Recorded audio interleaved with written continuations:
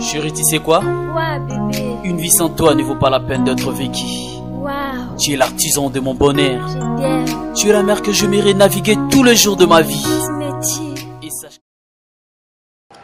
Allô? Allô, chérie? Allô? Allô?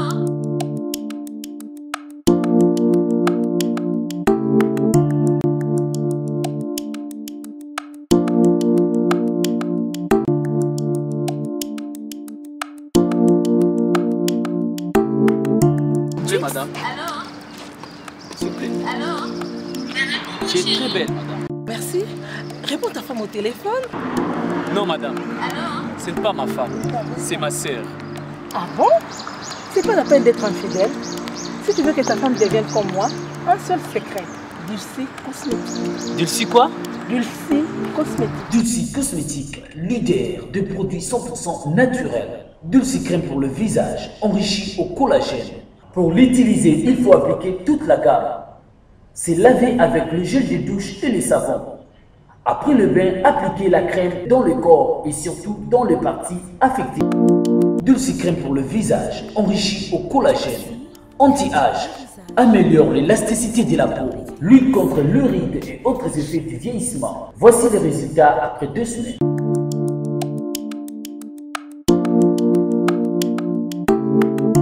Dulcie, crème pour le visage. C'est ma femme, hein? Je sais que c'est ta femme. Donc, maman là-bas. Monsieur. Oui. C'est ma femme, hein? Oh.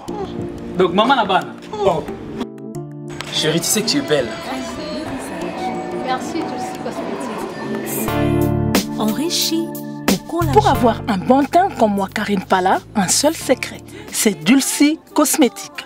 Dulcie Cosmétique en vente partout en RDC. Dulcie est une gamme cosmétique afin que l'humanité...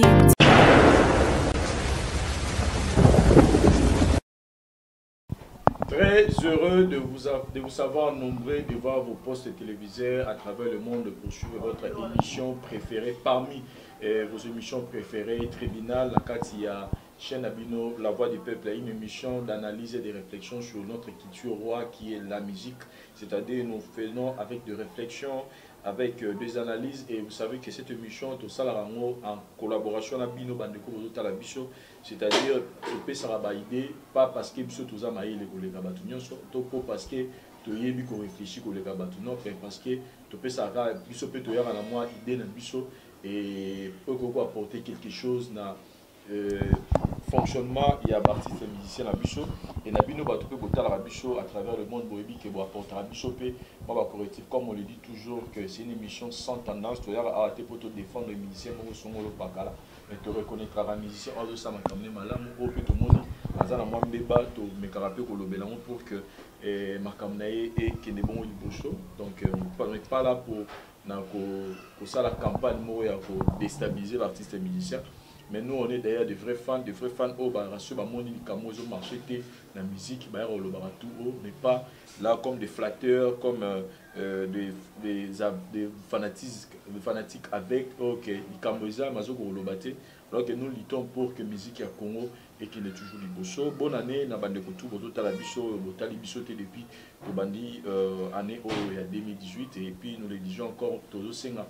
Na bande tout orchestre nyonso ya mboka na biso soki moi mbebe zalaki na maloba na biso to bel kamo sepesaki binote année ya sike bandi 2018 donc bolimbisa monoko betaki libako le belaki musicien moko boye mabe tangaki komono na ndenge moko bomono sepelaki te to za ba minemi na binote comme on le dit bo approcher biso bomoni quelqu'un mo to le be sepeli chiote approcher biso étant que frère non koto bolobaki boyete koto bolobaki boye bon la sima bolo bango boye donc tout travailler en collaboration na bino nyonso l'artiste musicien ils en a belé déjà basi ba approcher biso tout ça m'a peine ba o bo approcher biso te pour comprendre que tout ça pour na musicien moroté tout ça pour na musicien nyonso ya mboka na biso et soki to lobil ka moi mabe pour comprendre que tout ça va ima mais souci na biso ça va que musique na biso et qu'il est toujours liboso nazana moto na plateau na ngai nazana Thierry Mumbaya.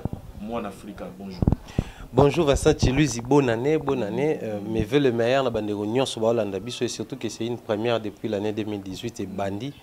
Je crois que vous allez entièrement satisfait. S'il faut rejoindre le lobby, nous devons aussi insister sur le lobby artistes et musiciens et que chaque fois il y a sujet, chaque fois il y a un tout petit peu de dérapage. Il faut pas toujours recadrer biso parce que on y va détailler nous sous ko échapper biso et que na niveau na biso peut-être parce que tout ça battunde tout ça la recherche pour toi retransmettre et que point mon robot échappé biso baza vraiment les bienvenus pour nous pour nous approcher mais au-delà des musiciens des vrais fanatiques qui se font appeler fanatiques.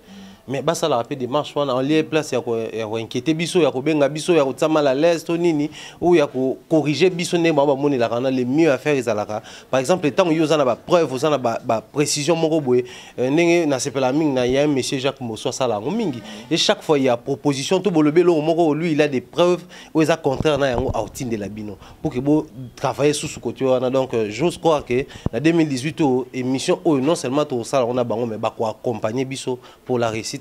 Tout ça là. Voilà, chers amis téléspectateurs, le lot aujourd'hui avec le premier numéro, il y a tribunal au Botala qui le premier Zaki tout ça quand on va bakata connexion mais premier numéro à tribunal la biso il y a 2018 il y a moto celle bino lelo.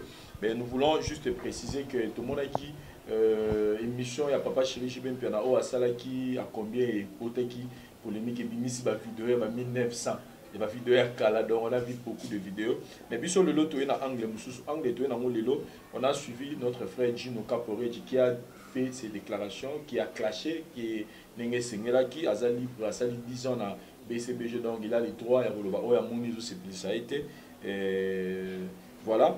Mais biso to ngé peto mais capé au la réflexion mo le lomi balé réflexion biso to sala le to ngé peto ça bilan entre Wingé musique à maison mais na Wingé BCBG pendant les 20 ans de séparation. Nanya Salinini, Nana Zonsinini, en termes d'albums, en termes de trophées, en termes de production et en termes pour assurer musique qui a lobby tout me rappelle pour illustrer on a moi liste tout ça comme je le dis tous abattu tous a fait que tout lobby du Cameroun n'est salalité donc comprenez nous tenir sur regarder sur le moment qui est place mon bébé ça qui vous pouvez toujours nous appeler mais on a eu d'autres temps il y a aussi la recherche et puis deuxième aspect de traiter les lots les ali bongo. J'ai suivi JB Piana dans beaucoup des émissions et le plus récent c'est qui a Papi Mboma, notre frère, au Jiba Lobby que Makamo musicien a baraté à Salanini, à Zoraba musicien, il mourir à la banque dans l'émission, à Borg et la banque à Kamba parce que Atinda la banque dans l'émission pour que ça la visibilité dans la banque. Et de l'autre côté, on voit que les musiciens de leur tour, qu'ils ont JB Piana, que non ils aiment tout. À aider à bisoter pour tous à l'année peut-être bah musicien sous bah ça le roi city le roi va faire Regola le roi va Fali le roi va Wata le roi va Fabrigas le roi va musicien Bello bah tout ça là va city le lot alors biso to ngé plutôt réfléchir na tribunal na bino est-ce que n'engé ba musicien JB bazar ko bimaté n'engé ba faire ba bimi le lot n'engé ba Wata ba bimi le lot et ça a problème il y a JB tous les problèmes, il y a des musiciens. C'est les deux aspects des choses que nous allons traiter aujourd'hui dans cette émission. Mais avant de traiter, on a d'abord tout à la clip. Il y a frère Nabiso Jos Kauta, où il y a Biso Nzembo Benangouya, une très belle chanson, c'est Bénin Christ. La moitié de bazo critiquer Nzembo là, mais tout commentaire, on va tout à notre clip à faire Jos Kauta et puis se retrouver juste pour tout le béla. Si j'ai Nabiso Mkola. Merci.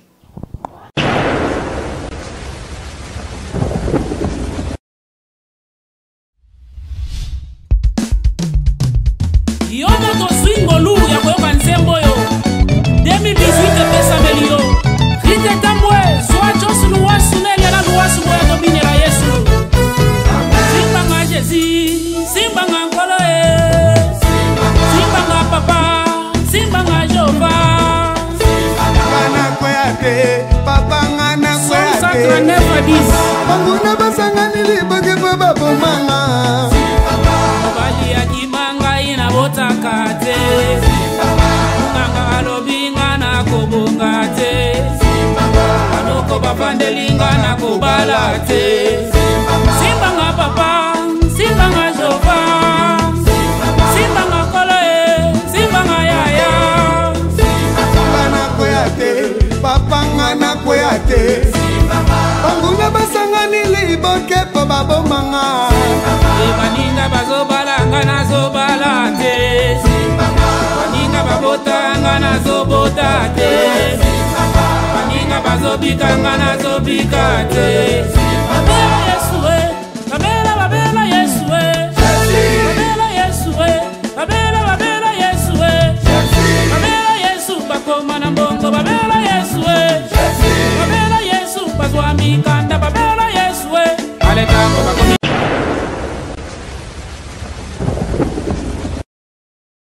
chers amis téléspectateurs, Benangoya, une très belle chanson, Tobani Nango.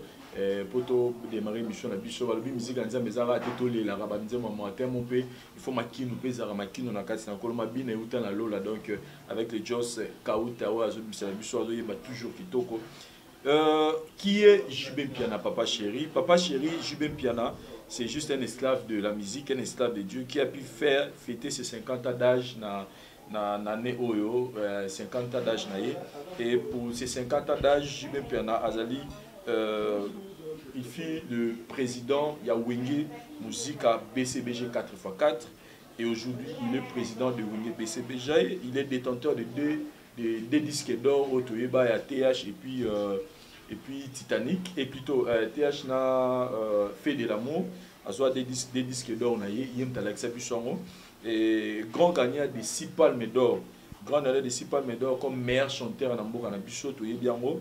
Et puis il a joué dans beaucoup de salles comme Zénith de Paris, comme Olympia de Paris, comme Élysée Montmartre, à Bétango, Élysée Montmartre à Bétango 5 fois, à Béta Bataclan 3 fois, à Omnisport et plein à craquer.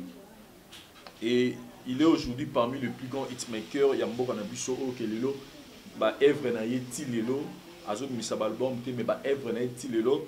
On ne peut pas aller dans une fête sans que Toyoka Musique, il y a Papa Chéri JB Mpiana pendant toutes ces 20 ans où il y a carrière naïe jusqu'aujourd'hui il reste le plus parmi les grands hitmakers il y a musique à Congo et pendant Wenge BCD tous les temps existence à Wenge BCBG depuis séparation sur les 20 ans JB Mpiana il a réalisé au moins beaucoup d'albums en citant Titanic, TH, Internet, Anti-Terreau, quel est ton problème, Kipeayo, correction, Automisa, Yasuka Awawa. Donc si on doit compter 1, 2, 3, 4, 5, 6, 7, dans 6 albums où Papa Chéri JB Mpiana à mettre sur le marché. Et côté les trophées, tout autant que 6 fois Palme, il y a meilleur chanteur à RDC. Mais je suis entré en contact avec tout ya BCBG. Malheureusement, je n'ai pas pu avoir trophée peut-être na Zako ignoré. Et beaucoup des tournées européennes, à part Bassalamien Abeti, il a fait beaucoup de tournées européennes. Ceux qui ont Wenge Musique à Maison Mère, Wiranson aussi, c'est un grand artiste et musicien, un esclave de la musique. Depuis na Italie, Tobani côté ba production, Wiranson côté ba production, non Tobani côté ba album, Wiranson abimisi la biso pendant les 20 ans. Intervention rapide, solo la bien, qui puissant pipa, à laquelle elle est, Alex Général, témoignage. Temps présent, Malewa, Fleshingeta, 7 jours de la semaine, Oyo, Ezaki, rôle album Nayasali, Yasuka dans le Mikolo. Donc si on doit compter, Abim ce rôle 1, 2, 3, 4, 5, 6, 7, 8, 9, 10 albums, singles y compris, Oyo, et Asali depuis 20 ans, il existe ça, Wenge Musique à Maison Mère. Côté production, Wiranson à Beta, Zénith de Paris, plus de 4 fois, si j'ai une bonne mémoire. Wiranson à Beta Olympia de Paris au moins 2 fois. Stade de Martyr, Pepo n'a Papa Chéri, n'a bossé en place où dans le Baraba, on met balé Batika là, Makasi à moi là parce que Biloro Basala na Congo jusque là, les musiciens tout basé sur Mamikolo, que ce soit dans membre des musiciens tout dans à l'Oroli et le roi a été fallu Mutalara Ibiso, Martyr, mais Atika Lido Beta Moté. Parce que nous avons chaque organisation il y a Bamikonzi à Marty, Baboué CD Stade Ouana Seno, Nebabisa Bichot. Wiranson beaucoup de fois Zénith de Paris, Olympia, Martyr, et puis na Italie. Sur le plan discographique, Nangamba JB Mpiana c'est le roi des albums, il y a carrière solo. Nangamba Wiranson, on a 3 albums qui vous s'appuient par témoignage et 7 jours de la semaine. Disque d'or, il y a Zoana qui puisse en pipa, et puis il y a Zoana solo la bien, il y a disque d'or, et puis comme mérite, Kalaï Bou une meilleure chanson d'Afrique en Côte d'Ivoire, Afrique et toi, il y a 2 fois, donc 2 fois, il y a 2 fois P, il y a trophée, et il y a 2 trophées Nafnak, na Los Angeles, Maléwa est meilleur artiste africain 2015, 2 Kunda d'or 2001 et 2016, meilleur artiste africain et Afrique centrale, na Kunda d'or. Et premier artiste 1998 au Congo, premier trophée Ndoulawa, Yemtazoango, 3 fois ambassadeur, collaboration au Asala featuring nous retenons, il y a Tchèque Caleb, Jacob Devarier, Manu Dibango, Youssoufa, Passy et puis Mombi. Et puis Ray Lehman. Grande salle où jouer en son à Beta, tous en a 4 fois de Paris, Palais des Sports, Percy, et record africain, 18 000 places écrites aux bibliothèques François Mitterrand. Donc, record africain, Moutou a tondi ça, la place, 18 000 places et Ranson. Et nous citons aussi que JB Pernossia joue au Percy, Percy Père Betango. Et Olympe avec Taboulay, Ranson. Star américain, Bakutana, Totan Ibongo Shaggy, Missy Elliott, Kerrickson, Pasteur Jesse Jackson. Le seul artiste et musicien congolais à avoir fait 1 million de vues sur la chaîne américaine Vevo pour la première fois avec Flo Cadena. Pour Vevo, ils ont 4 sur YouTube, mais ils ont le droit département. Na Vevo, stade de Martoke, côté stade africain, où on sonne à Betina, stade Citadelle en Angola, Massamba Deba et Buena Braza, Zimbabwe, Zambie, Tanzanie, Togo, Nigeria, Guinée équatoriale, Bénin, Burkina Faso. Stade Charlettine à Paris, au Bakendara Festival au Babitara Fali. Voilà un peu en général, Babylon Oyo, artiste Bissomi Palais, va réaliser pendant le 20 ans. Aujourd'hui, nous ne voulons pas dire Bissotolo Baitego, Kingani Mutasalimi, Nito Kingana Salimi, moi, juste impression par rapport à la réalisation de Bango pendant les 20 ans au Basali, dans la carrière. S'il faut dire un mot, Isara, bravo. Les plus au sommet à Oloba, Isara, bravo, na félicitations. Parce qu'il faut signaler que Bissotolo qui cette fois-ci, nous ne voulons plus faire des comparaisons, il y a la musicien en termes de sentiments, en termes de. Nous voulons plus parler maintenant en termes de trophées, en termes de réalisation. C'est comme ça qu'on va commencer à faire nos analyses. Ça, c'est vrai.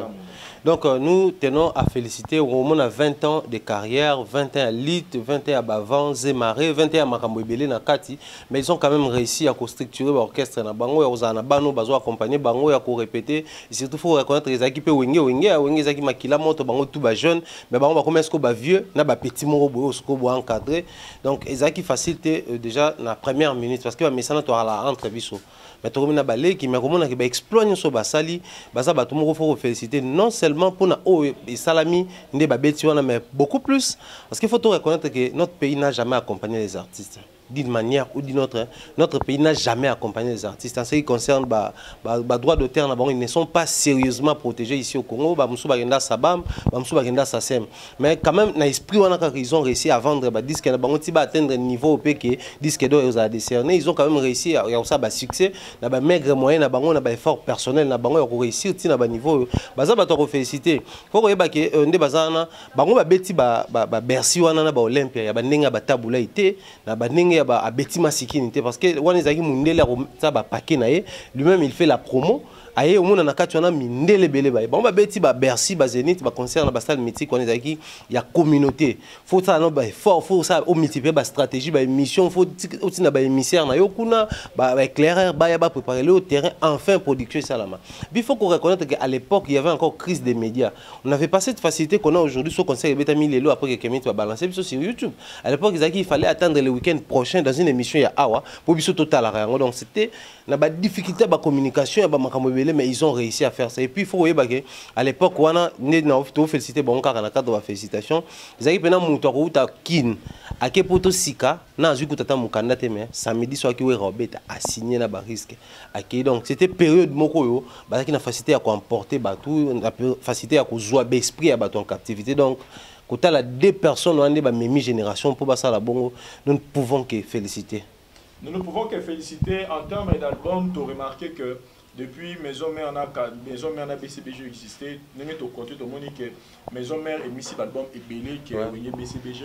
Mais ce qui est le plus positif dans le BCBG, là je parle plus de Yemoro JB Piana, c'est que ces œuvres aujourd'hui, et ça m'a dit tellement bien et que même les lois Arasika. Les lois sont sont touchés, bâtis leur musique au cantonnerie du Maïlobi. Ce bâtiment la fête de laurier. Au Yambela, vient à Bouchada Bombo. Au cantonnerie, et autour de ça, l'album autour de une semaine passée.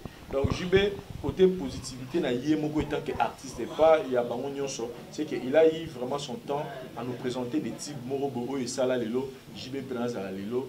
makasi, c'est-à-dire même si l'album il y a Weranson et Zaiki est belé, il bêta tous les albums, mais il y a JB puis on quantité ici, mais aujourd'hui nous retrouvons encore des chefs-d'œuvre au Isaac Lelo toujours continuer koyoka ngo, mais dans ce temps par exemple parce qu'on est touché, Natangelo va faire des lauriers, Natangelo va dire boloro là-bas fait de l'amour. Si tu vois que ça va dire moi aimer la fait Jeannette Bombolé, voilà. On a dans Banzem c'est belé. Banzem belé oyo lelo ils ont ça la JB puis parce que les gens les liés moi le bara nabimisa album mais nazo continuer au cartonner oui parce que musala na yo osala ki mo tellement bien ça ki mo tellement bien ozo tana yo ya ko beta Banzem mono bien mo sali lelo que même si au bimisi album té pendant 7 8 ans mais bato azara toujours na ba nostalgie na yo et ya musique ya bien parce que c'est le même cas le oiseau même na ngamba ko Olomide que ko Olomide même ça donne ça album lelo mais on retrouve plus bato oiseau se retrouver plus na bilo onaye ya kala pourquoi parce que ya kala wana si on doit comparer en termes ya ba thème en termes ya ba mélodie en termes ya ma yelo sentir que ma yelo les aki trop ma casse concentration les trop ma casse na banzembo kala que o eza ngo lelo pas lelo comme on dirait il o mourir bi makanga mais avant n'est pas le roi désespoir banzembo le roi ba Koweït banzembo le roi Tchernobyl Tchernobyl otali banzembo le roi ba Mobila banzembo le roi Diva et banzembo le roi ba Morengo ça dit so nzembo omona ezoko emporter yo ningi moko boule donc eza pini mona kaya ya papa chéri je me permets mais sinon moi je dirais na etali bilan nos deux artistes musiciens bravo parce que vous avez assuré la musique pendant 20 ans, comme JB Perna dit, d'où l'on va emmener Caillou, on est là. Donc vous êtes encore là parce que vous avez assuré pendant 20 ans, vous vendez les musiques à Congo et puis pour ça, Kawana toujours présent. Et les gens continuent toujours à vous demander, n'est-ce pas, papa chéri, Babiso, oh, tu sais, papa chéri, album, parce que tout le monde a dit que nous avons des Zakaka, nous avons la musique à Zati, contrairement à Bakanisara, dès que papa chéri a mis album, oh, tu l'as papa chéri.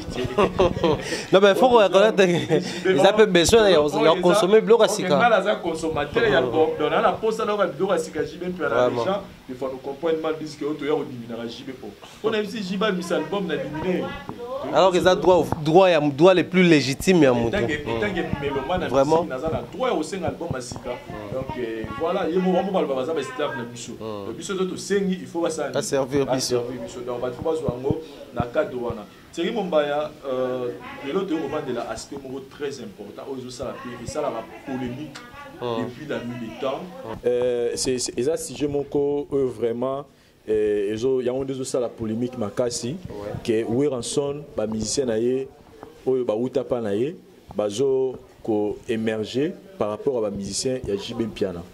Et la question maintenant on se pose aujourd'hui, quelle est la part de la responsabilité ezalaka JB Nemutu azo sala o musicien sengela sala tête en que leader pour que ba musicien naie babima to eza ba omo ba musicien ne baza distrait bazo kokate ko atteindre niveau de travail aussi na bango pour bazala pour babima parce qu'on a retenu que JB Piana nous a dit que pour musicien bima il y a question de talent et de chance et Gino qui dit que basali album ils ont un album moté OK le bon album wana bazaki na talenté et de l'autre côté Gino lobby que na tanyo so va album nous on va participer ils ont un album moté zaki na ba hors gamme c'est-à-dire bazana ba talent oui, c'est qui baza parce que ce bazaki papa chéri je les parce que bagi na ba talent et puis à lobby pour ma chance c'est ça pour moi il y a une l'idée il fallait appeler ça bango chance il y a comme na ba miso abatu il y a kosala musala ndenge singeli waneza ba propos au te retenir il y a Gino na papa chéri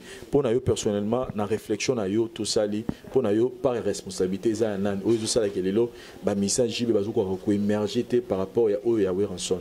Même si même c'est aussi à deux à compter ça on union dans la succès et ça me soupé jusqu'à là toujours retrouver on se péter mois sur le marché on peut citer par exemple Babi Nomé on peut citer par exemple Serge Mabiala on peut citer par exemple Michel Bazebele ya Weranson au Pelelo toujours on peut soutenir nenge ezalaki kala par exemple succès yo bazaki na peut-être ça bazana on les loter mais au moins on a comme des émissions comme des Fabricas on a des émissions comme Héritier comme Ferregola comme Robin Mundibo Kelelo bazo ça la musique ya Congo ezala na poids et ba utana wenge musique à maison mère pour na yo réflexion na yo pour l'engagement je crois s'il faut dire tout la part des responsabilités ils ont partagé JB a na part de responsabilité le quoi leader mais les musiciens peuvent n'a pas de responsabilité, le bénéficiaire, le récipiendaire, le bateau va bénéficier de quelque chose, to responsable peut y vie na bango moko. Dans quel sens je dis ça? Les autres on dit na badage qu'il n'y a pas de mauvais troupeaux, mais il y a par contre des mauvais chefs, des mauvais dirigeants. Donc troupeau les gens, on a des gens soit bêtis bâton boé, a yebi na ba code na eke troupeau mobimba et soit gauche. Si on a bêtis bâton boé, a yebi que troupeau mobimba et soit droite. Alors étant esprit leader, je crois on a le bilan à la précédente émission na biso. Mais tu revenir encore sur yango pourquoi? Pour marteler na point que leader ne m'a préparé à relève, il n'y a pas de succès sans successeur. C'est-à-dire un leader averti. Pas visionnaire parce qu'il faut tout reconnaître que JB dans qui leader charismatique, dans qui gérant na Wenge ou ya géré durant année belé parce que surtout 20 ans à Wenge, tu remonté déjà président à Wenge yaye. Mais surtout remonté pendant qui sous président Wenge tant ils mobimba. Donc ça fait beaucoup d'années qu'il est président ou ayebi comment préparer ba relève parce que c'est lorsqu'il est président ne ba Alain Pela Bayaki, ne ba Emile Elias Bayaki, ne ba maître Fikari Bayaki Wenge zaki na mobimba. Ba patient Kusangila ba zaki na Wenge mobimba. Donc c'est pour dire que il y a quand même un peu comment critère la sélection par exemple, critère sa intervention dans le champ, critère sa abina par exemple. Donc il savait comment ça se passe. Alors le la leader, lui qu'est-ce qu'il a fait comme responsable pour préparer relève naïe? Parce que on sous-attend que parmi bana unions tout, naïbi que bango unions tout est capable de tenir les bossos, mais naïbi que lui au moins a la potentialité. Il suffit qu'à tout booster au moins et puis tout ce qui va qui Marambo Simba. Certes, la séparation a toujours été difficile et douloureuse. Mais, par occasion, ils allaient rébeller pour nous séparer. C'est dans ce sens-là que c'est JB qui est le responsable. Lui, il n'a pas eu le temps de préparer ses musiciens. Aujourd'hui, il se permet, par exemple, d'accuser qu'ils ont une chance, ils ont une. Mais on reconnaît JB, puis il y a un moment où il y a un musicien. Après ça, Gino, bazaki moi belé, yembara génération ba nono Fuji ba nyonso. Gino yemba jibabela ni. Gino mongonga banjelo. Et ce que parcourir album na bazadio, banzembe belé jiba pesa bango ba vocal pour en reconnaître que bano yo ba sa musalo bien. Et puis na bango esprit sont sentir neti. Tant ba Gino ba ki au moins que guerre ya Wenge BCBG, na Wenge Benzome comme est-ce que guerre ba musicien. Et comment est-ce une guerre, papa chéri n'a pas approuvé, ça c'était quand même une guerre à musicien. Gino so baleki, par exemple, na Mignon Abraham, bon ça là-bas, Dion là-bas on a mission, on bien. Côté on a miel de son so baleki, par exemple, na tade de Montikil, bah ça Dion, on va bien. Au moins comment on peut sa force. C'est-à-dire JB pouvait maintenant comprendre que na tant to comme attention à ça qui a monté au début, na continuer comme ça là. Mais à ça qui a monté après Nzemboana, au ba Mbela Francis Kalombo, Francis Solution. Après on a Nzemboni no toki que JB pesi ba mission espace wana. Lui qui est grand chanteur généralement ba to lo ba non, ba grand chanteur d'habitude ba nga repé sa mission sur espace. OK. Mais chez papa on a connu des pompons miaki ba bimana qui grand chanteur papa on a connu des surtout tomate baredi à Missy, on a connu des King Kester Meni, bon grand chanteur mais quand qui papa Wemba. Faire rigoler les plus récents cas. A sali combien de nzembo oh mon aïe soit sali annonce sachant ba Nicodème Bayembi ba okuna Bayembi donc la part il y a responsabilité à partager maintenant ngamu pe ya bango ba musicien ngo lelo c'est bon bien ko lo ba non JB après zelana na kangana to kangana no parenthèse non ya JB c'est mon ba lelo on un peu moins contre yo na moi ba propos sur tozo bimisa c'est tozo ça la réflexion analyse JB puis on a depuis Wenge BCBG Kaboniti lelo asali album moko oya yimoko na kombo ya TH Titanic ezaki orchestre c'est tout le monde a tchaba chant internet ezaki orchestre c'est tout le monde a tchaba chant anti-terreau même quel est ton problème même qui peut yo même c'est-à-dire ce qui total bien ce de lobby par ya responsabilité JB piana musicien pour bailler musicien pour parce que il y a des éléments très importants faut te épingler. Fonctionnement de l'orchestre, c'est un Congo, tous à la claire. Les musiciens ont un salaire. Les musiciens, il y a un salaire. Chaque fin du mois, ils ont autant. Il n'y a que 2 ou 3 orchestres qui ont les musiciens ont un salaire. À $10, mais ils ont un salaire. Toro Lobango, Toro Tangaba, comment l'orchestre c'était pour moi 2018 au changé moi politique. Mais au moins Moutuna Moutaïbi qui est dans l'orchestre c'est Oyoyo, pas Foutaka. Moi mi balé Misato. Mais la plupart de l'orchestre c'est pas Foutaka musicien. Alors musicien pour vivre et c'est la visibilité. Musicien pour vivre tu as que terme commune to le bar a na Congo eza matolo. C'est-à-dire musicien faut azana ba relation na yemoro boye oye bando sala ye bati bakabela rayi. C'est-à-dire musicien vivra faut batu bakabela rayi mbongo pour asomba pantalon, pour asomba chemise, pour fouta ndaku, pour payer car musicien vivra bongo ba musicien biso a Congo. On les a policiers to robombate. Té na ba mi ba orchestre seigneur soto yebi la plupart pas en général ba mi orchestre mais la plupart musiciens ba fonctionnera bongo.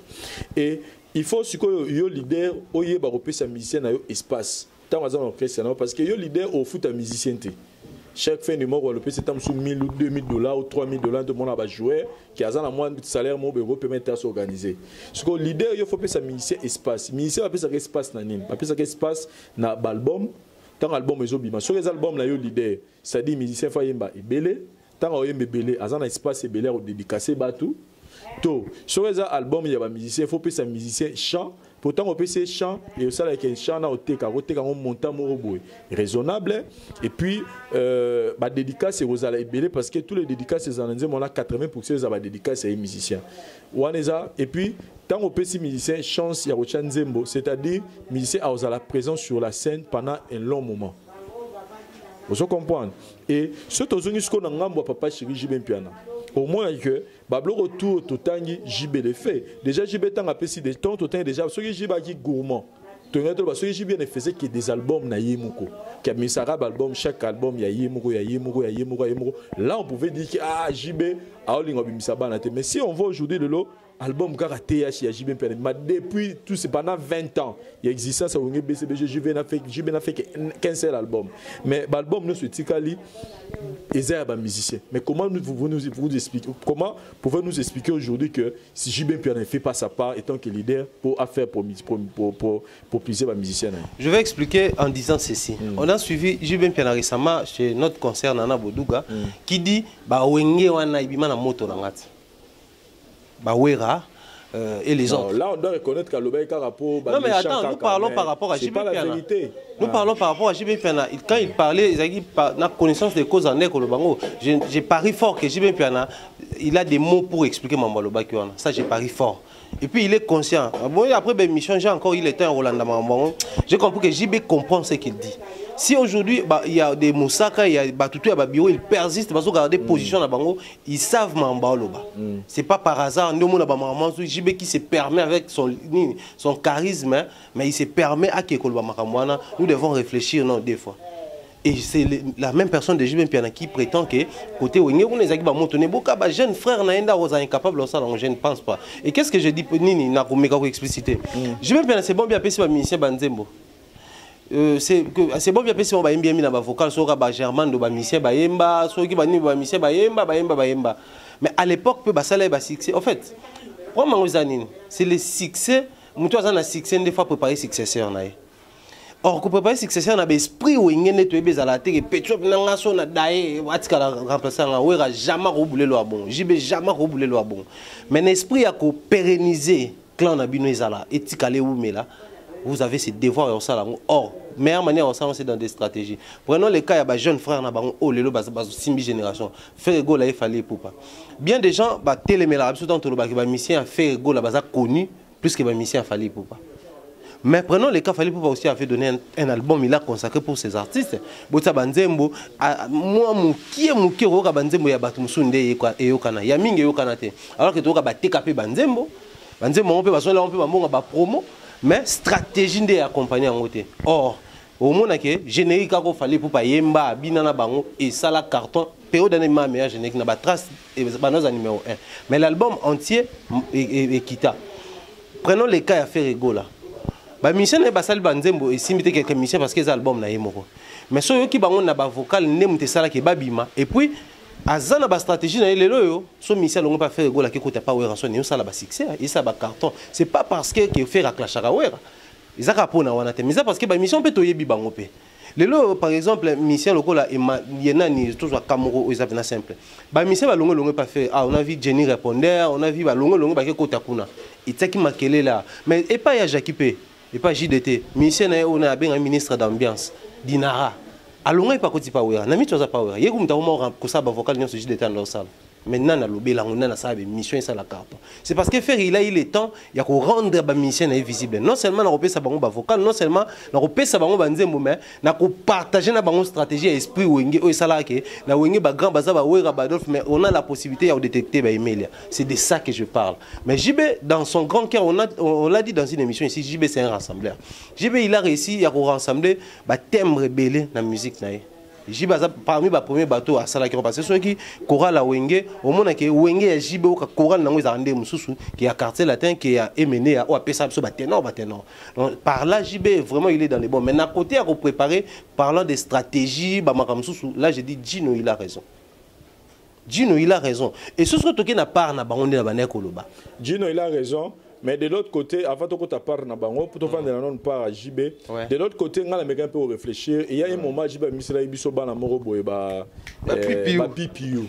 Tout le monde a JB puis a comment à s'imprégner qui a foula qui bango à sala bango même parce qu'il y a même événement il y a Bercy.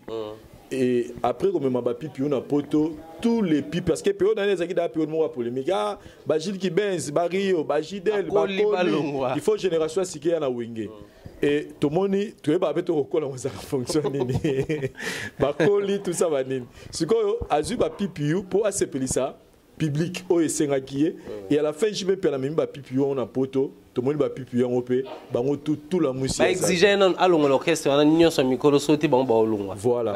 Bakima na poto. Vous ne pensez pas que vous avez parmi ba élément au ça la que je me perds peut-être ba motivation moi nga raza na et si par rapport à déception au joie et pas ba pipiou.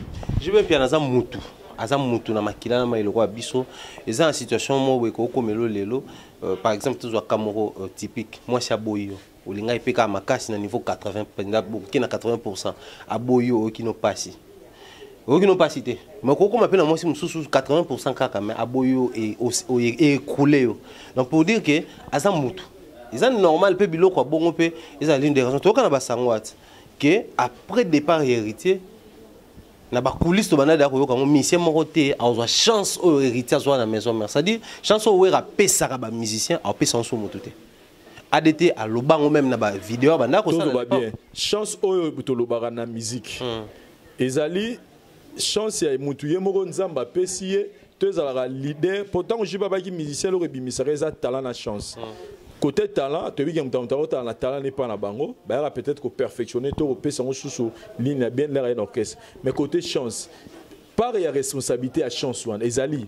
musicien ye moko azala na chance na ye to ezala leader ndé président que c'est né mutu faut appeler sa chance wana na musicien pour que mokile baye mais quand dans le spirituel c'est trop compliqué parce que tout le monde a déjà eza loko la muinda chance ya loko muinda ezo ezaboye ko sala courant pesa na ngozo leka donc esenga mutu moyen d'interrupteur appeler ça c'est ce que les leaders font c'est dire parce que les lots il faut tout reconnaître au Congo on a des grands artistes on a des bons chanteurs on a des instrumentistes bien mais peut-être peu mingi toyeba bango pour baleka pa bien piano si aujourd'hui on peut parler Gilles Kibens, peut-être pesa pour la moto papa chéri. Si aujourd'hui on peut parler Gino même Yeboé, n'enga komi ko répondre wana, c'est parce qu'il est passé par Jibem Piana. Parce que soit des nègres Gino oh ya Gino, on peut peut-être to eba été amatete à Lemba, à Massina et partout. Ba monsieur baza bebo. Mais am soupeka ko le kapa Jibem Piana et rendre déjà visible. Donc c'est que Jibem Piana nous une chance ya ko ebana. Donc chance wana na solo bango plus na neka ka ya ko le kapeme na mutu mo bodi azana makambo.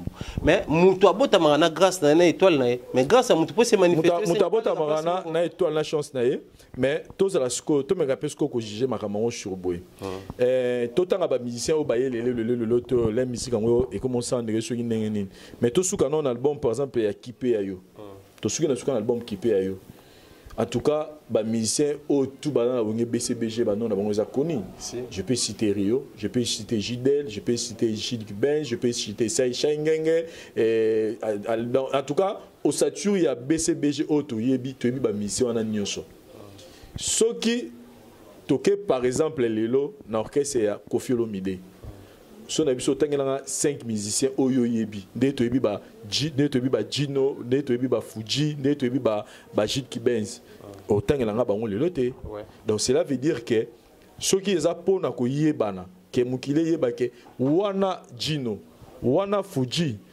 Jibem Piana sali par nae Ce qui est le terme, parce que la maison mère peine de bagi, wana Fabregas, wana Ferregola, wana héritier Watanabe. En tout cas, bango pe ba yebani ba kombo. Ba kombo na bango yebani wana to lobake. Quelque part là on a yo côté la JB bien até mais na linga pe to sala bena moi to réfléchir. C'est-à-dire ce que question on a retourné yango. Surtout qu'est-ce qu'on plus loin. Surtout tali ba mise nyos ba longwa la wingi musique à maison mère. En tout cas, sur 100% à Longwa, 75%, sans caractère de c'est là, bon, mission pour nous finir à Bango. Mino minene, akonda, boye, toyebi mbebonene, tilapia, wokuna kwa ramada ndeke toyebi sans caractère de l'oasa. C'est-à-dire que même quand musicien oyo a sala lettre qui na Longwe, tant à Longwa qui azaki na lettre batikala ko pouvoir lettre wanati. C'est-à-dire qu'est-ce que je veux dire? Ba mission à Longwa pas oyo ba Longwa pe na bénédiction oyo raté. Que dire que non, oui, rapidement, le bic à musicien dans le longwe, ma caméra qui n'est pas la caca, n'a moi baranquer, moi, fallait pas l'eau. Pour Moutou, en tout cas, à ces platés que Moutou, moi, nous, à Inès, mon bayané dans un obolo, à toi, il y a cordon à salicite. Non, c'est bon, mais non, thème, et ça, moi, à ce qui est important, dans ce qui est devant, on a besoin. Mais, tant que tu le barawana, c'est-à-dire, question de ce que c'est en gros. Wera jibe bazaka na charge wana ba no kino kota ka ba shengenge ba lempela na ba studio ba yela bango ba succès to ezala charge yemoko musicien aye ba komi exploiter tant za peme na leader pour que soki un jour à longwe aye ba komi pelela pour mi leader wana na limite que wera agenda kolanda ba musicien na studio pour assister ba bango que non koto yemba boete koto sala boepo tant album mais ça la succès je pense pas que wera sala ngata na musicien moko maintenant ce que question na otuna ngwana mumbaya et place wana ezalaka nini po koyebana ba kombo toyebaka mais ce ba longwe c'est autre chose elandaka ce que to tuna ngwana ezaka ba wera jibe wana olanda ba misene na studio to asala nini. Vraiment, ce que tu as et comme ma mission dans la cuisine interne. Or, dans la politique des choses mondiales, il y a ce qui se passe devant les rideaux, et puis on a les Kanaka derrière les rideaux. Nous ne voulons pas tout côté la langue ou le banzela qui ça a besoin que ça. Nous voulons simplement réfléchir au local à bateau, pour comprendre la réalité culturelle et en beaucoup na bango. Tout même bango na moi tout c'est quoi bango ko booster à moi na makanisi na biso. Tant bon sanctiona o ya bango et puis ça moi quelque chose. Le lobo il faut tout reconnaître que sur les phase et puis ça m'a bien. Sur les net et puis la mais sur la phase non net et puis ça. Pour mes amis, j'ai bien bien comme moi en il y a à un certain niveau ils ont une part de responsabilité. Le quoi ba leader ya ba wenge na bango. Et les musiciens au ba vanda peme na bango ba le quoi ba poulet na bango, ils ont aussi une certaine part de responsabilité. Tant ils ont ya local ya bango ya net, il y a j'ai bien bien na phase ni accompagner bango ba continuer ko keneti liboso. Posons-nous la question pendant que toi tu poses la question, mais posons-nous cette question ensemble. Pour nini kasi pas ya wera ezo sala mandenge mususu, kakande pas ya JBMT sala mandenge mususu. Nous allons comprendre une chose. Est-ce que vous voyez que Emilia à un moment donné alonga pas JBMT na akende ko rejoindre wera ensemble. Emilia ba succès, Emilia ba na komi kwiti na ba vocal ça ba nzemo ane Emilia ba la rose verte, Emilia ba nzemo belo ya yemba na ba vocal na ina ba monter na ba stratégie na ba no sala bien. Mais so moni que Emilia tanga yepa ya wera comme superstar na ba période wana. To reconnaître yango ba to ba boy en tout cas je suis désolé biso to aller na Kinshasa période wana. On voyait comment les musiciens ba so ba les kananzela, on a toujours les gens ont toujours eu tendance à la ba musicien wera. Na banzela, ba musicien wera ba to ba traîner ba foule le quoi wera ensemble. C'est en ce moment-là que nous confirmons que c'est les problèmes na wenge à JB. C'est pas seulement JB, c'est pas seulement les musiciens, mais mariage jouane à JB na ba musicien apparemment il y a la compatibilité. Or, selon les principes, il n'y a pas de mauvais troupeaux, il n'y a que de mauvais chefs. C'est comme ça. Toujours condamné JBT, mais toujours ça une bonne part de responsabilité na JB Mpiana. Parce que c'est lui qui devait d'ailleurs normalement se poser la question que vous posez. Ah mais comment est-ce possible bah tu le crois bah Pélazi ou bien des questions on a la mot afande il y a les souverains donc il suffit qu'à bah belle libongo et comme style bah tu combien de bah tu bien bah afande na terrain tu es pas même pas afande na Swahili sur l'accent à l'époque vont bah Swahili ça minité mais déjà bah tu belle bah bien bah afande car pour papa chéri no bien nani Alain Pela afande c'est-à-dire ils ont déjà quelque chose qui allait déjà bien alors mutuloko la afande aux yeux nini antifada aux yeux nini flèche empoisonnée soit nini alboswana nini c'est-à-dire banzembo kaka ya kitoko si ba on a bourrompele pesa ou pesa mais album sur le terrain et ça la cartonné c'est-à-dire c'est JB qui devait se poser la question de se poser qu'est-ce que je dois faire ou qu'est-ce qui se passe en réalité dans l'orchestre nanga parce que ngai nazolo bango tout haut et c'est pesa batu ya BCBG tout et déplaire bango ne faut pas ça par contre préoccupé dans la situation où Exactement que bato ba no le bela bango jiba bimisa bana teni mais bango ne faut pas e bana reçoit ka bango t'es papa chéri net comme la dernière minute s'il faut remuer ciel et terre salaire ngo bato ba bima ba sala ba succès bato ba bima ba sala ba succès mais par là dans la ligne to mais capé sur réfléchir parlons par exemple du cas de Alain Pela au Tanguy qu'est-ce que Jibem Piana n'a pas fait de Alain Pela en termes de succès par exemple parce que Lelo et comme même na niveau moroboy so ba beta concert Alain Pela temi jiba temi mozo ba souté wa pilide il y a eu un moment où comme non Alain Pela telemi jiba telemi comme il ngana assista déjà na concert moro ya bango Alain Pela kota fi moro ayina mbali na yi fi na mona Alain Pela fi na ganya kanyi mbali na bi ce garçon a beau si pas la beta mo sne mbata plein concert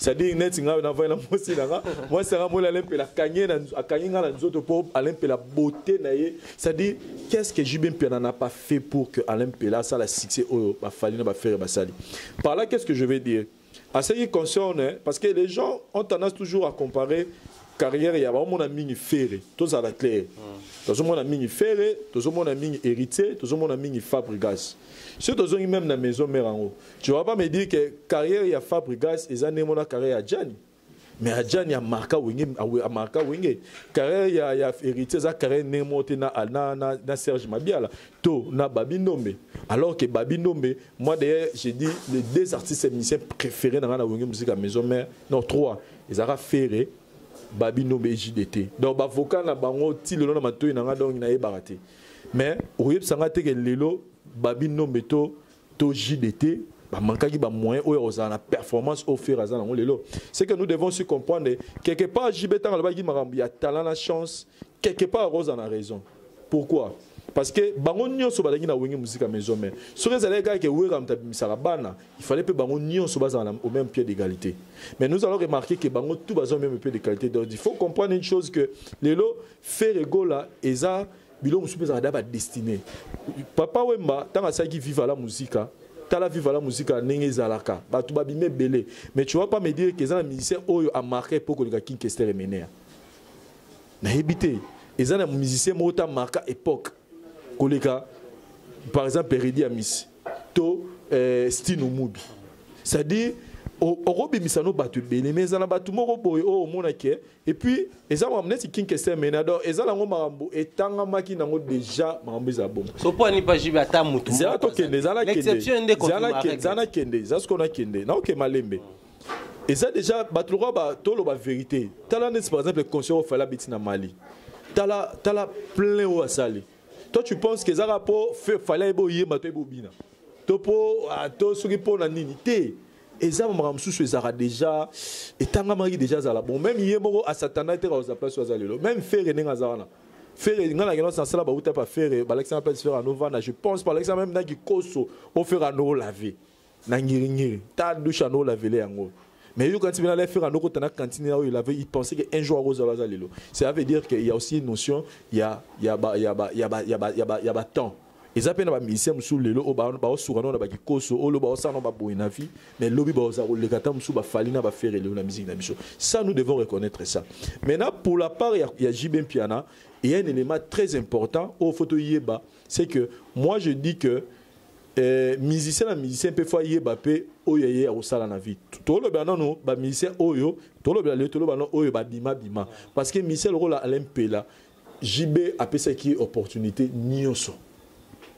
Moi personnellement je dis de l'autre place Ferraza place ba fali baza ngana eba ke za ba lempela de baza là parce que il était déjà un grand leader la Katia Wenge et nous tous on s'attendait de ça donc quelque part il faut reconnaître que par il y a responsabilité penda mona ba mise o basi ba bimi na mise o basi ba bimi donc ça dit to sur l'équipe ayo il faut reconnaître que par il y a responsabilité pe une grande partie il faut toi très bien au mini na bango moro ba musicien parce que tant où yo za peme na mutu moro boy o azana succès azana ba impact à danger ce que yo faut le goyer ba stratégie ni na ro sala pour que na jouir na impact to na succès il y a leader wana Copé sa l'idée on a charge on a sauté c'est ce qui se faisait peut-être avec Wera ce qui se faisait peut-être avec Werana Bamisene Moussoussou. Donc, parce que ce Tobinet Alain Pela, JB a fait ça Alain Pela opportunité Nyonso.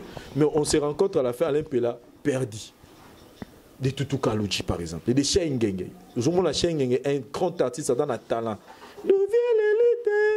Et donc, à Tika Bisso, mais où il est? Tu peux savoir à charge on a Penza. Et ça, JB. C'est comme ça, je dis, la part a toujours été, la part des responsabilités a toujours été partagée. Mais seulement, question est ma casse, c'est ce qu'on est. Pour Nini, même pas une exception. Pour Nini, salamité. Pour Nini, une exception. Cette question-là, moi, je la pose na Wenge Musique à BCBG à Papa Chéri. Pourquoi, jusqu'à preuve du contraire, on n'a pas encore vu une exception salama? Combien d'artistes et musiciens ont à BCBG? Ne parlons pas de Wenge, parce qu'on doit aussi rectifier une chose très importante. Pour Alain Pela, oui, Alain Pela joue en plaire à ma casse na Wenge BCBG, mais Alain Pela Zaki déjà musicien à Wenge. Ouais, tout qu'est-ce qu'on a musicien au Baye tant Wenge BCBG Salami. Ok, combien de musiciens balongwe? Tant Wenge BCBG Salami. Bacha Ingenge balongwe. Ouais. Gino Kapore Jalongwe, Mignon Abraham alongwe. Totanga ba o ba yebani te, totanga ba o ba si ba salagi ba combo ke mututo ayeba. Mais Mignon Abraham salagi. Mignon Abraham c'était nabi pour na faire souffrir yoté. Totanga la net par exemple. Si je cite déjà o sala fukana nzemba Shengenge o nani. O boka Abel de charme netité to rotanga bango te bango bana ba tutika oye ba bango penalty mais totanga ba mission o penza o to yebi o ba longwa na BCBG. Mais il faut qu'on reconnaisse un peu que l'élo peut faire bah la maison mais donc c'est tout ça fina ba on a quatre. Te affaire était to lo batang au BCBG et Salami donc pour tengala la meno la simple raison que depuis BCBG Salami ba mission o ba sali ba kombo ba longwa la ba on peut mingité. Je te cite Shengenge. Ouais. Gino Kaporeji, Mignon Abraham. À moins que conscience n'a pas un problème. Pour bah longwa on est qui y a Wenge. Je cite comme des Alain Pela, comme des Melia, comme des Burkina Faso, comme des Kalouji, wana baza Wenge. Wana toko kontra bango te ko ba na JB. Tout ça tomo pesa comme ça ba na JB. Ke ba yango ba ba Blaise Boula pas ça moi la JB. Donc quelque part tu dois réfléchir le Lopeza. Non à ce niveau-là. Tu dois réfléchir. Ce dont on peut ça Alain Pela, Tutu Kalouji, oh Titina, tout le monde ça bango, banaya, tout le monde ça bango na ngamba JB. Keba to yolo bape. Adolphe pas à moi la JB. Ok, baramona to linga on les sousté. Mais Adolphe moi na etika CD na pas président na biso ya ba we. Tout ça là bien. Ça dit quelque part, il faut reconnaître que le bazobo salamo mukeza que jusque là ba mission peu ébélé ti le bazamoka la JB. Ba longo na bamonté.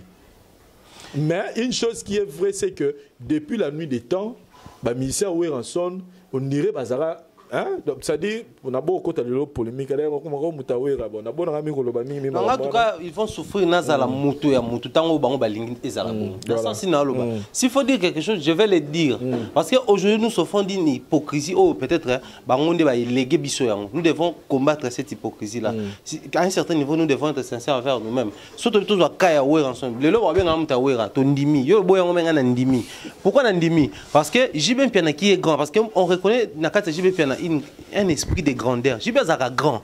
Peut-être bateau bava na na wana m susu.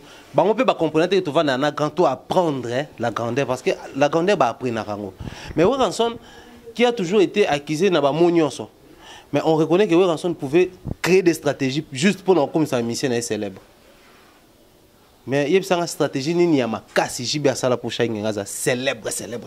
Oyebi komba Shengenge pour nana. Na yebi komba pas no yimba pas JB. Ah bosiko yo linga ça. Je parle d'une célébrité. Mais voilà vraiment ma spiritualité yo. Non papa, la prédestination oui, tu vas contre un prédestination ezali papa. Mais il faut toujours leader à créer basta. Au moins le reste to lobaki. Tala JB nga sala ga ba mais sala maté. Na on exemple moko na mi comicité. Hein na za danger te na eloté. Mais na pese exemple tozaki ngala na otana site avis du public. Il y a Didier Masuki. Tozaki belé na kati ya site wana.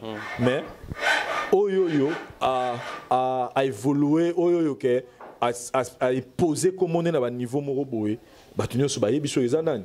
Oyeb sanga muto imposé comme on est sur la vie du public on ba ke Didier Masuki on peut ces chances ko le kabaninga mususu. Non déjà ça c'est comme makambo photo yebelo ko wana. Photo yebelo ka mutu yo moko pe faut ça na ba détermination objectif na yo moko. Vous comprenez que ne non ça makambo nga boye faut appeler na ba discipline faut appeler na makambo. C'est-à-dire aujourd'hui nous devons reconnaître ici il y a moins de leaders. C'est-à-dire ba leader en devenir, si tout ça au moins, c'est à cause de leader qui déjà basé liboso. Aujourd'hui, Vincent Chiluza a cette facilité-là, je peux m'associer avec une telle personne. Une autre personne, tout ça là bango. Mais c'est une crise dans le milieu, nous devons aussi reconnaître ça. Le leader a pérennisé qui leadership na ye ngane fona dono ngane fona vana na noa. Na ko permettre bino moi espace, mais je sais que la potentialité par exemple il y a Parouze, il y a Thierry, il peut atteindre 50 son à confier. Mais na permettre écouter qu'il atteindre 50, il y a banosuka na ba 5. Toyo kangwa na Congo, tu tout baba vedette ngane na la superstar. C'est-à-dire un leader qui dit ça à ses musiciens, il on écoute ça bango. Attends na pi au chant, attends na même pour toi, attends une opportunité, mais je sais comment je vais limiter pour atteindre le niveau où élevé. C'est de ça que nous déplorons. Les autres, ça cache bien parce que tout ce bête à solo à 20 ans, mais ce qui est généralisé, c'est vraiment une crise dans les milieux africains que mon leader peut pas s'arrêter, ça moi espace. Ah, au tout biso moi na espoir moi la musique à Congo on connaît le Alain Pela ba mission tout autant. Dis-moi Serge Benoît avec les succès à ça le tout temps à 3 comme mission tout temps ba ivoirien ba ba biété. DJ Rafa. C'est toi ça là. Parce que Fali nous a toujours dit qu'il y a un orchestre, c'est un groupe d'accompagnement. Il y a un groupe d'accompagnement, il y a un télé, que tout le monde en attend, que tout le monde. Donc, pour dire que, probablement, c'est ce que le leadership, c'est-à-dire quand tu acceptes de faire quelque chose, il faut le faire correctement. Voilà, il faut le faire correctement. Papa Chéri Jibin Piana, je pense que ce qui est passé, on est maintenant au Belasco présent. Présent, c'est que Bissono Sotoyebi, que les musiciens vivaka na matolo, c'est-à-dire musiciens à vivre na matolo, c'est-à-dire faut senga pour vivre parce que d'abord que c'est né pour ça le fonctionnement la bino, salaire ils allaient régulièrement le roi la fonction publique, il tourne à RTL, tourne à Vodacom, ils allaient bon côté. Alors les seuls moyens oyo BCBG Koko Sala, Papa Chéri, numéro 1 orchestre, et ça a ça mission na yo opportunité, il y a la visibilité. Au Sala visible. Moi, je vous félicite parce que pendant 20 ans de carrière, il y a eu BCBG réalisé l'album. Je vous félicite parce que au Lexi Mouté, on a un musicien. Alors, Papa Chéri ne l'arrêtez pas. Musique, au Yep Sabisote, que l'album Mouto Bando Sala, Wano Bando gagné.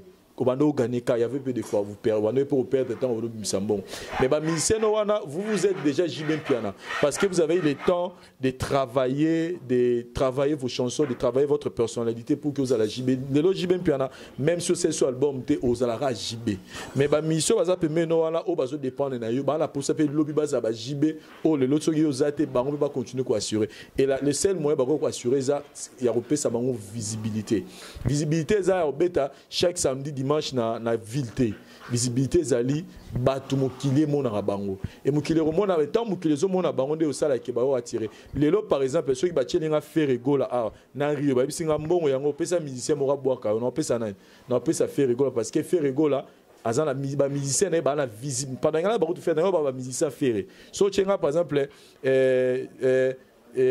par exemple pesinga musicien mora faire o tielinga rio entre les deux musiciens pour n'avoir pour faire bon pour dédication non pas ça misa faire parce que misa faire baza trop visible ba misa faire ba mon naka baza la tout moment alors que ba misa BCBG ba romara ba musicien il y a samedi dimanche na ba concert na bango ba dans la ville tout quelque part oui aux bêta mais revenir ba musicien et les musiciens mutando ya ba même mon concert alors que ceux qui sont trop visibles, le papa chez Europe, ça, Mutuna Mbunda. Pour Jiba Belo, mot très important, il dit que musicien, il faut qu'on a la carnet d'adresse. C'est-à-dire qu'on fréquente un millier, tout le monde dit que Batouana, Baza, Nesla Bakoké, Nesla Inter, tout ça. Vous pensez que les lots qui papa chez Rapesi, Mutabe Tarambunda, $10 000, chaque jour, Bano Kenenter, ne lobby a comme un danger. Je ne pense pas. Et là, comme c'est un danger, Zani. Et ça, musique qui n'a eu un orchestre dans l'orchestre, dans sa visibilité, papa chéri, on peut ça y est, dans l'orchestre, il y a un qui va revenir pendant. Par exemple, si tu as un album, papa chéri, mis album 2019, Félix Moussika. Pourquoi? Parce que total à ce que le lot, musicien, ni na jiba robin à moutouna poto, c'est que non, tu n'as pas $1000. À moi, Gazan de Gonaï.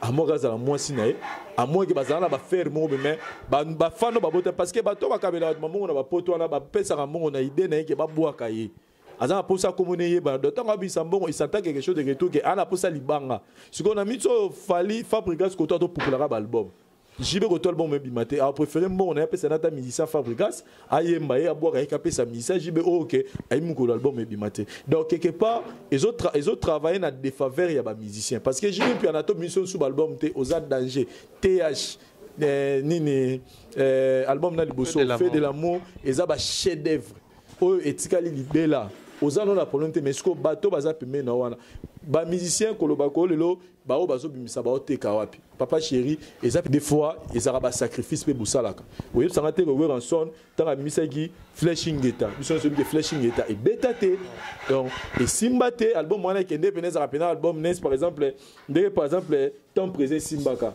oui ça ngate que flashing eta beta ki bongo mais quelque part on va pas ni mine ko perdre mais au moins que et ça que ba mission ba dans moi visibilité ba cheki ba chant ta ba cheki ba chant écoute c'est là quelque chose et ça dit échange entre publics parce que bah vrai patron musicien là au beta na orchestre c'est ça public tout le clair ça public ça va fan au batine là bon ba mbongo batine là bon bilamba ba payer là bon ba ça que base c'est pas prospérer parce que pour nga et ça là nga soni ko mona héritier watana ba bo mbongo na podium ba musicien au jibe ba au lokota et ça là nga soni pourquoi parce que na héritier watana ba za musicien le rôle à bango pourquoi bango héritier fa bo mbongo mona musicien na batu mususu lo na bo otaka ko boya ko ba problème na mona bena do kita o lokota mbongo et ça là mabe tu vois ça dit ça prouve déjà que moi kozanga mo eza pona nipo ba musicien baza visibilité za okita donc na we tali kobima ba musicien il faut ba musicien ba yeba que faut ba ça pas des choses lelo na mukila lelo babi aide-toi les celles t'aidera ça dit musicien faut dans la détermination faut dans la vision na yo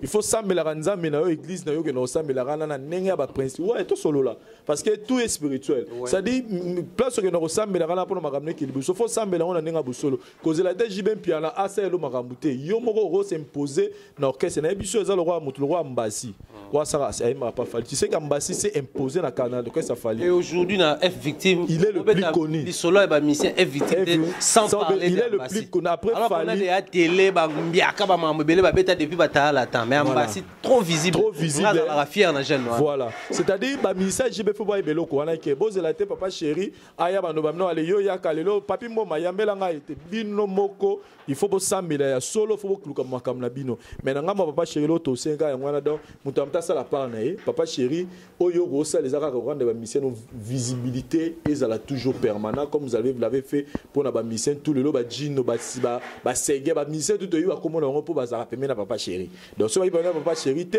donc bana yo bango wala mais faut te reconnaître que bana yo te ba bala moi je vais continuer na lire papa chéri data donc il faut reconnaître que bana ba bimina bana pe ba longa na bango mingi te po ba longa mingi eza ya wenge eza ya JBT donc faut te reconnaître que lo kwala donc maintenant papa chéri nous voulons album Salama pesa ba mission na yo chance dimana au perdre quand ndenge au kabila rabatu o ba ya pa na bazana ba problème ou pesi bango mbongo o sunga rabatu na o ka masolo papa chéri ka maboko pété donc nous avons maboko pété pour le bon ba mission $20 yango o lena kabila binongo to consacrer un album ebima comme ça bato ba yo ka banze mona bino neka promotion ezalaka ça dit c'est aussi une façon oko aider ba musicien peut-être na ko sala ngo qui pouvait s'attendre que nzembo ya Fuji ko sala succès ne sala période de bima qui pouvait s'attendre à ça mutuneti ngala satanda te ke Fuji nzembo et ti lelo eza ba chef d'œuvre lelo so beti ba bato ba na bina na ba bar na ba boîte na ba nini so ba tia ba nzembo ba bina rumba nzembo na ya Fuji eza ngaraté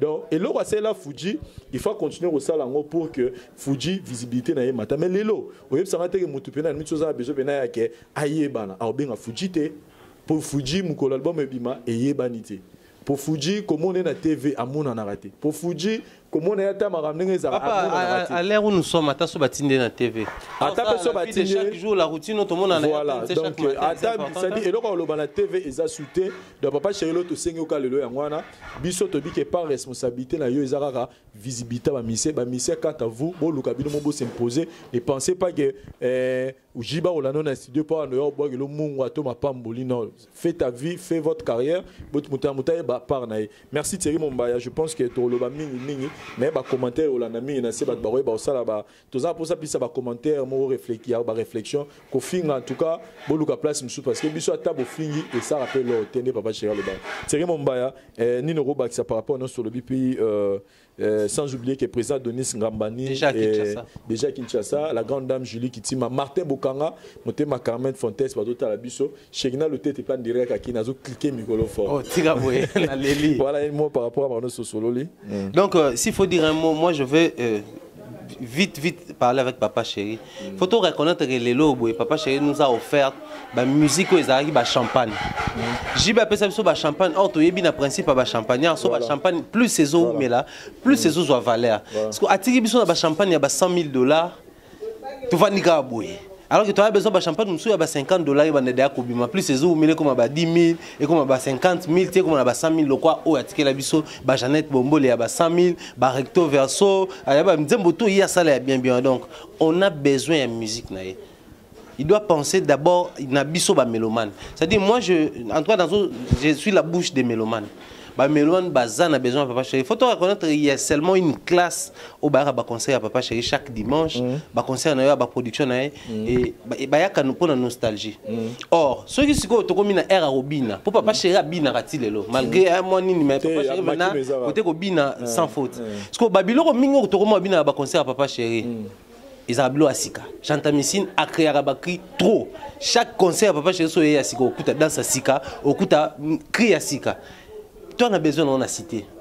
Classe soit non bayaka ba concert déjà ba bien mais pensez aussi na ba mélomane na yo ono ba bien ngote parce que biloko wana ne binisa na ba concert boy tika ko privé biso amataka na punda a izalaka ba concert tango yako bimisa yemo mona ki isalaka au point que la société brassicole ba proposer sous ça lango pour la publicité donc il doit penser aussi na ba intérêt ou ko accompagner yango voilà tout le monde dans le sens que ba mélomane bazo senga et puis l'homme de 50 ans très beau c'est la 2019.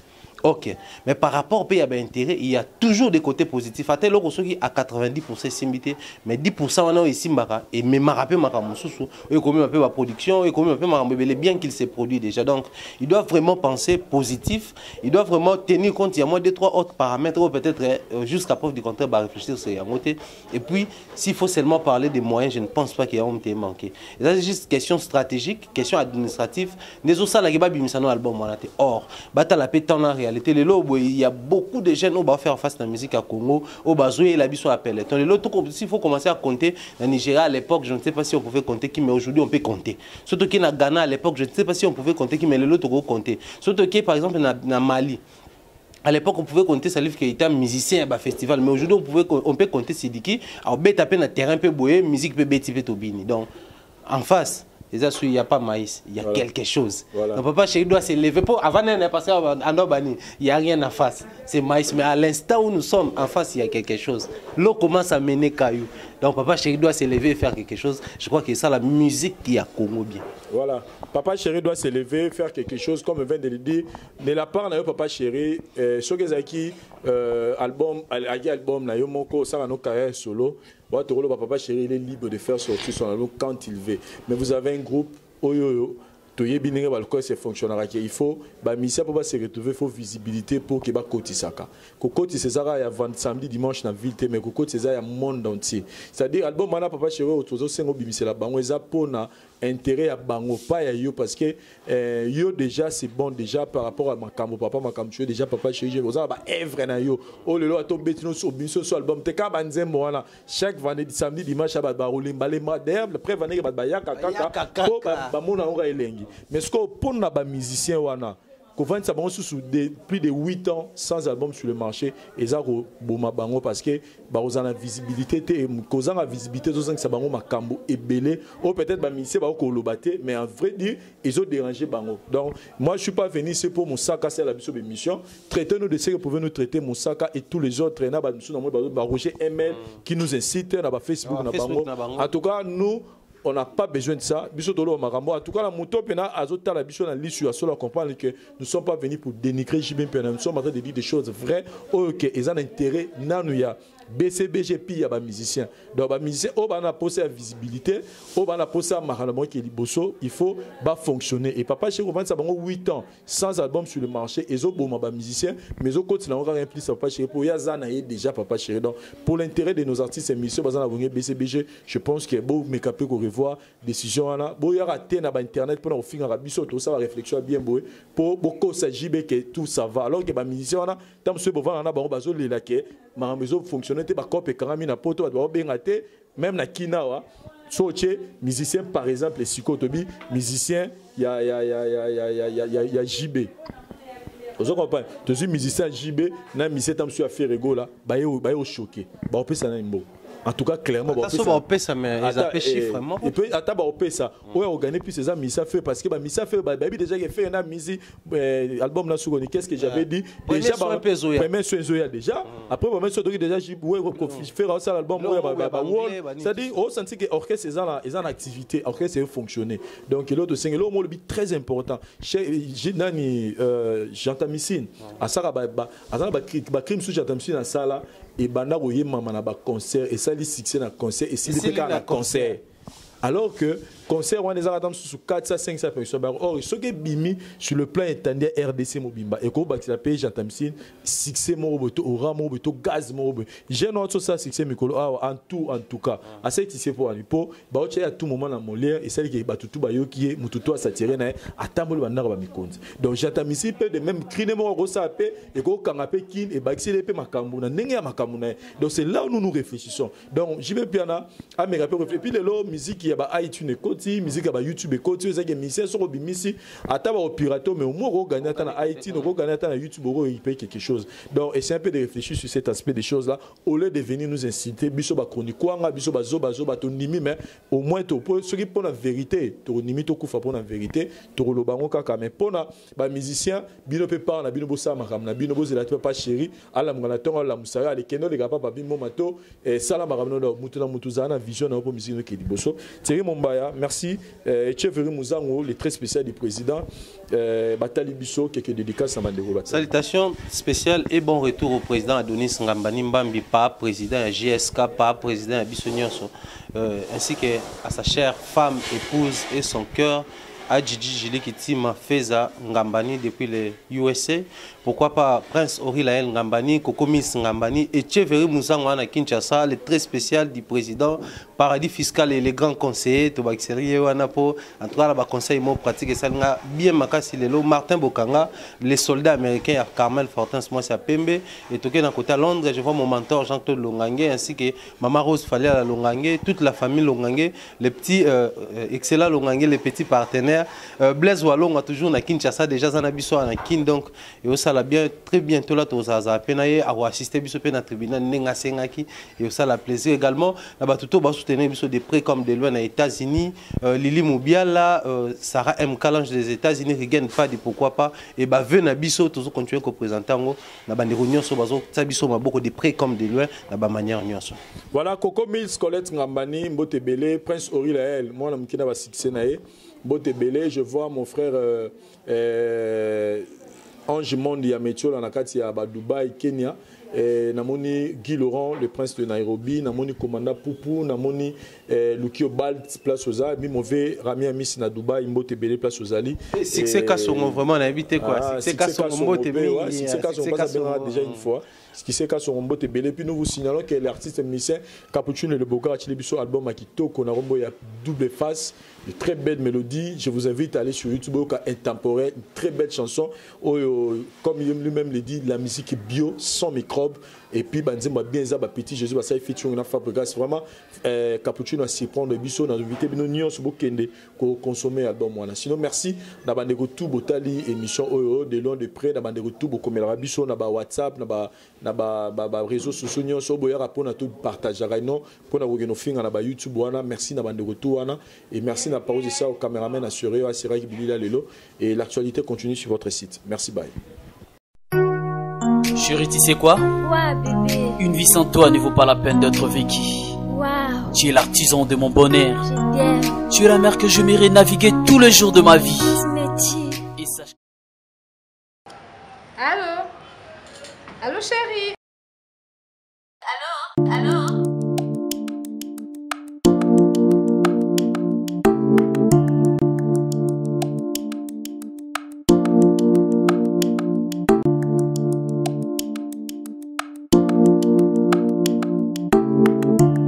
madame. Alors? S'il vous plaît. Alors? Tu es très belle, madame. Merci. Réponds ta femme au téléphone. Non, madame. Alors? Ce n'est pas ma femme. C'est ma sœur. Ah bon? C'est pas la peine d'être infidèle. Si tu veux que ta femme devienne comme moi, un seul secret. Dulcie Cosmétique. Dulcie quoi? Dulcie Cosmétique. Dulcie Cosmétique, leader de produits 100% naturels. Dulcie crème pour le visage, enrichi au collagène. Pour l'utiliser, il faut appliquer toute la gamme. C'est laver avec le gel de douche et le savon. Après le bain, appliquez la crème dans le corps et surtout dans les parties affectées. Dulcie crème pour le visage, enrichi au collagène. Anti-âge, améliore l'élasticité de la peau, lutte contre le ride et autres effets du vieillissement. Voici les résultats après 2 semaines.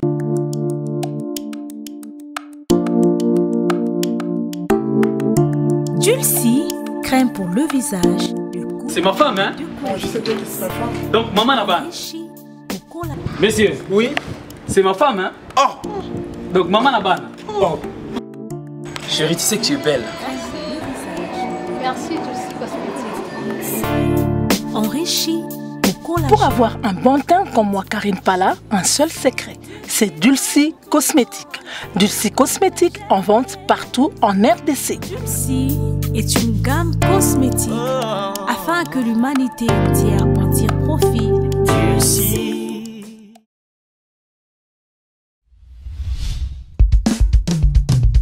Yo moto swingo lu ya koyoka nzembo yo 2018 pesa melio Rite tambwe soa Jos luwa suneli ala luwa sumoya dominera Yesu Simba nga Jésus Simba nga nkolo Simba nga papa Simba nga Jova Simba nga kweyate Papa nga na kweyate 139 Banguna basangani liboke po babomanga Obali ya kimanga ina botakate Nganga alobinga na kobongate Anoko bapandelinga na kobalate Simba nga papa, Simba nga Jova Simba nga kole, Simba nga yaya Simba na kweyate Papa nga na kweyate Banguna basangani liboke po babomanga Baninga bazobalanga na zobalate Baninga babotanga na zobotate Baninga bazobikanga na zobikate Babela Yesu babela Yesu Babela Yesu babela Yesu Babela Yesu bakoma na mbongo babela Yesu Babela Yesu bazwami kanda babela Yesu Ale tango bakomi na mbongo bazini kanda bakimi Yesu yo Bawanga ni Yesu yo Luc 17, 11 à 19 Banimi entere Okotikala na soni Babela Yesu Babela Yesu Babela Yesu Babela Yesu Kaka mokonde mutu azongaki alingaka bao bazongelaka ye Babela Yesu babota mapasa Babela Yesu ale ntango baki nyonso baboti mapasa bakimi Yesu yo bawangani Yesu yo oyo bazongelaka ye ekokomi bato ya maba ye eboyaki netere kotekala na soni ye azali bolingo alingaka oyo bayaka epa na ye kumama na yo nzambe ya paster Jires Ngandu église des soleils de gloire Ale kala mingi te kala mingi te kala mingi te kala mingi te mingi te mingi te Koko kanga yaya na sakala Bando kinyoso bombesa na kolia bato descendre Olio te evangile te yimbongwe Tobo bandimi batongaka basali ya nzambe paster Augustin Mbona nzambe abona yo na bolingo za grande mabota Jani Luwasu aboya epa na nkolo aza malamu atoka mbe like 8 17 bisi biso onyoso ya mabe ya molili ekobima na poasa kala mingi te kala mingi te kala mingi te frere boyaka koshina basere na kati eglize bakaba nyonso bokoma na bino basali ya Nzambe boyiba profete babakolaka basere mafute Isaac Luasu Nzamba kofuta yo na drumo betelie Elengi na kati na kolo Kobine la Yesu elengi na kati na kolo Kotala mwana elengi na kati na kolo Kosale la Yesu elengi na kati na kolo Kobine la Yesu elengi na kati na kolo Yo! Ndego! Yaga! Yo! Ndego!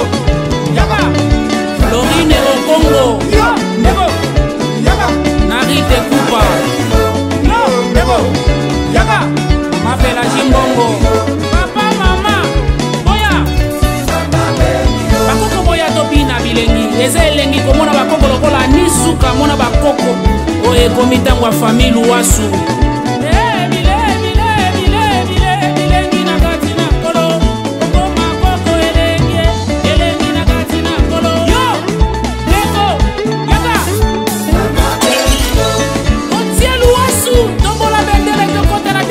Avec gloire.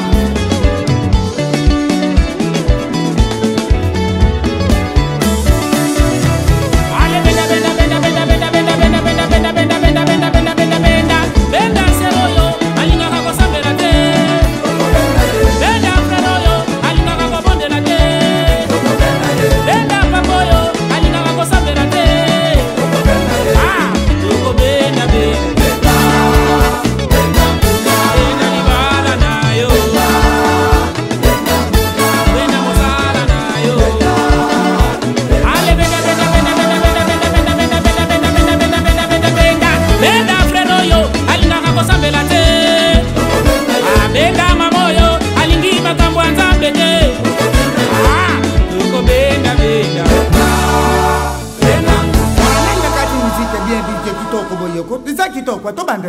Papa ngana na banda koyemba.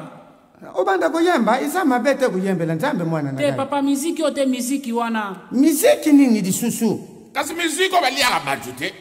Obazala ke bele wana baliaka batu muziki butu ya mboto. Obalia na bango na bango. Te vienga Dios mwana Nzamba alobaka bongo te. To benda bango kati na kolo. Poso ki moko abongwani na lole za feti. To benda bango na kati na kolo. Eza bien petit loko bimisi bango na mpoasa. Ale soko na benda bango di. Benda